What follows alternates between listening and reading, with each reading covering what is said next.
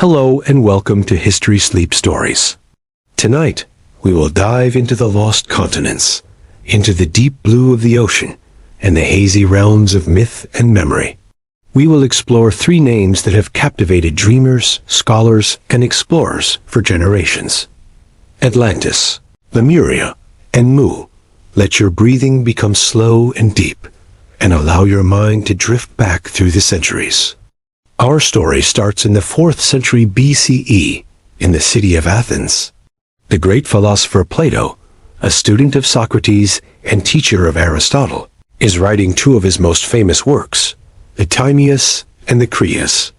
It is within these dialogues, not as a historical record, but as a moral and political parable, that the story of Atlantis is first and only described in the ancient world. Plato sets the scene with impeccable pedigree. He claims the story was told to the Athenian lawgiver Solon by an Egyptian priest in the city of Sais.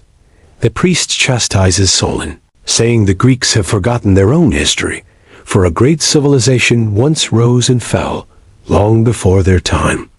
According to this priest, some 9,000 years before Plato's own time, so around 9,600 BCE, there existed an island continent beyond the Pillars of Hercules, what we now call the Strait of Gibraltar. This placed Atlantis squarely in the vast, unknown expanse of the Atlantic Ocean. It was, Plato writes, larger than Libya and Asia put together. Picture it now. A great island, blessed by the gods. At its heart, a magnificent capital city, built in a series of concentric rings alternating circles of land and water. The central island housed a magnificent palace and a temple to the god Poseidon, clad in a shimmering metal called orichalcum, which gleamed like fire. The city was crisscrossed with canals and bridges, its walls plated with bronze, tin, and orichalcum. It was a land of immense natural wealth, with lush forests, plentiful elephants, and sweet-smelling flora. The Atlanteans, descendants of the god Poseidon, were initially a noble and spiritually pure people. But as the ages passed, their divine nature became diluted with their mortal humanity. Greed and power corrupted them. Plato writes, the portion of divinity within them was now becoming faint, and weak through being ofttimes blended with a large measure of mortality. And the human temper now began to predominate. They became an aggressive imperial power, seeking to conquer the entire Mediterranean. It was the fledgling, ideal state of ancient Athens that stood against this mighty Atlantean empire. And against all odds, the Athenians repelled the invaders. But the story does not end with a battle. The gods, angered by the Atlanteans' hubris, decided to punish them. In a single terrible day, a night of fire and floods, the entire continent of Atlantis was swallowed by the sea and vanished forever. And with that, Plato's story ends, abruptly. The parable was meant to illustrate the fate of a society that turns its back on virtue for material wealth and military might. For centuries, this was the end of it, a philosophical thought experiment. But the seed was planted. The image of a glorious sunken world, lost with all its treasures and knowledge, was too powerful to forget. As the centuries turned, scholars and writers, from Ignatius L. Donnelly in the 19th century to mystics like Madame Blavatsky and later Edgar Cayce, the sleeping prophet, resurrected and expanded the myth. Donnelly, in his 1882 book, Atlantis, the Antediluvian World, argued it was a real historical place, the mother culture of all ancient civilizations. Edgar Cayce, in the early 20th century, gave trance readings that described Atlanteans using energy crystals and advanced technology, claiming their souls were now reincarnating in America. The search for a real Atlantis has taken explorers from the Azores to the Bahamas, from the Santorini caldera, a likely inspiration for the cataclysm, to the Eye of the Sahara in Mauritania. No conclusive evidence has ever been found. And perhaps that is the point.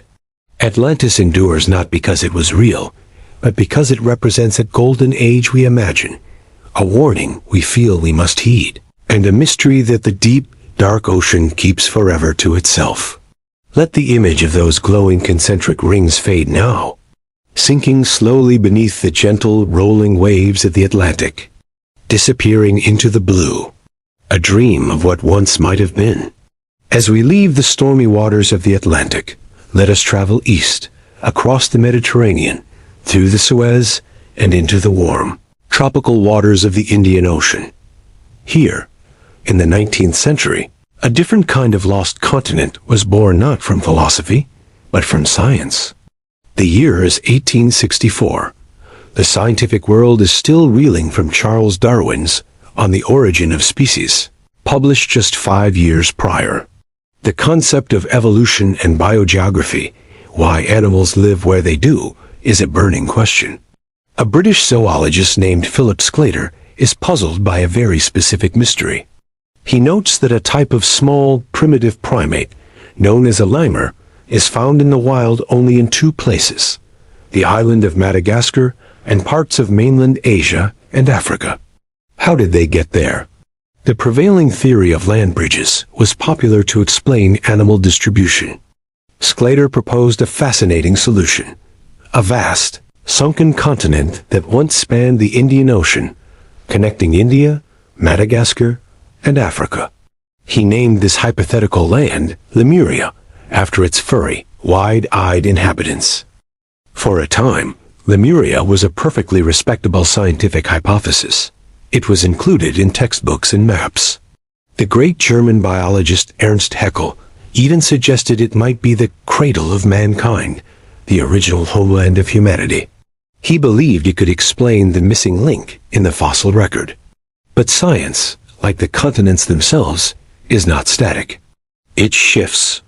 By the early 20th century, the theory of plate tectonics began to take hold. Scientists understood that continents didn't simply sink, they drifted. The fossil and geological evidence no longer required a sunken Lemuria. The distribution of lemurs had a new explanation. India, Madagascar, and Africa were indeed once connected. They were part of the ancient supercontinent of Gondwana, millions of years ago. These landmasses slowly drifted apart, carrying the lemurs with them. The lost continent was no longer needed. Yet just as with Atlantis, the idea was too potent to die a purely scientific death. It was adopted and transformed by the Theosophical Society. This was a powerful esoteric movement founded by Helena Blavatsky. In her 1888 book, The Secret Doctrine, Blavatsky wove Lemuria into a complex cosmology. She called its inhabitants the root races.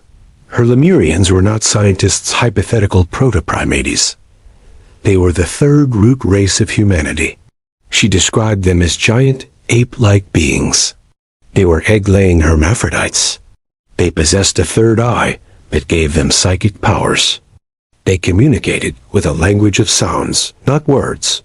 They coexisted with dinosaurs. According to Theosophy, they were the first to develop a physical body. Their continent met a fiery end.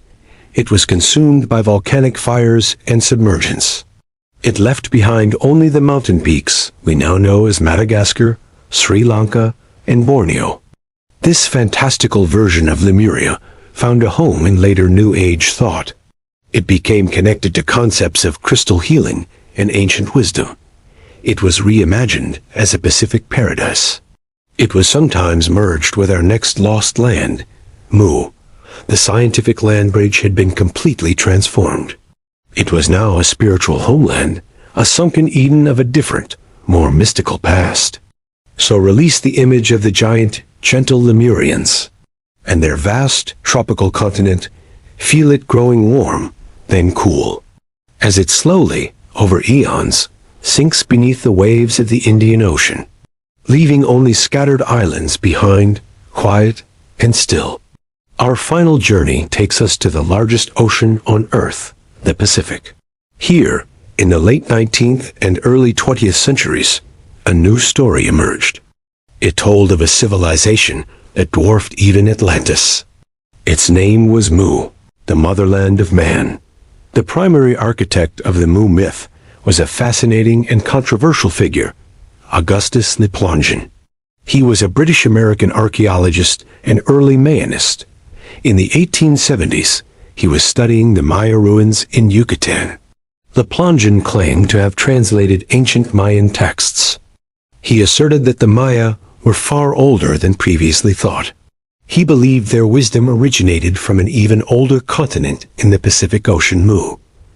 He and his wife Alice were pioneers in photography at archaeological sites.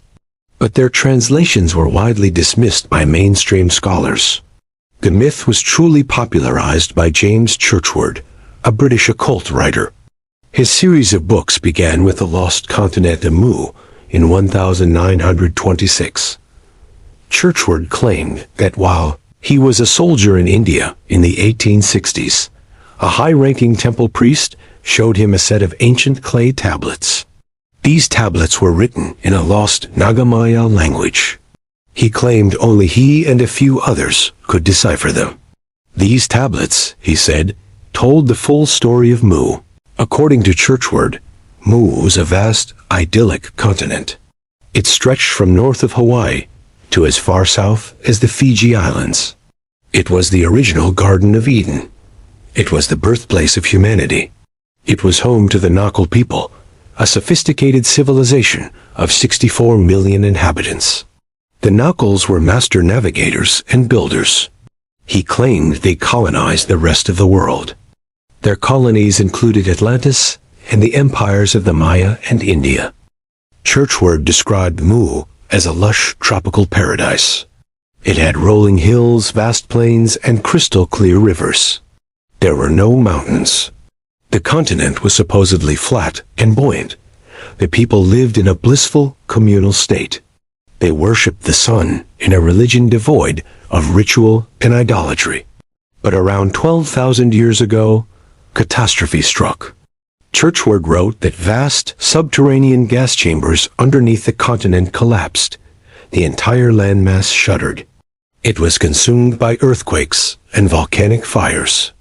It was then dragged down into the ocean depths. In a single cataclysm, the mother of all civilizations was gone. It left behind only the highest mountain peaks.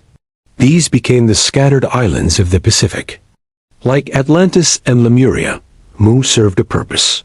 For Churchward and his readers, it was a unified origin for all ancient cultures. It explained similarities in pyramids, sun worship, and flood myths across the globe. It was a peaceful, unified world before a great fall. Modern geology and archaeology find no evidence for a sunken continent in the Pacific. The Pacific plate is largely composed of dense basaltic rock. The islands are volcanic peaks or coral atolls. They are not the mountaintops of a drowned world. Yet the romantic idea persists. It is a testament to our longing for a single simple answer. We seek an answer to the complex puzzle of human origins. Let the vision of this peaceful, sun-drenched continent of Mu now soften in your mind. See the green hills and clear rivers, dimming as the great gas chambers below give way, and the entire land sinks silently into the deep, dark, quiet embrace of the Pacific, leaving only the whisper of the waves over the place where it once was.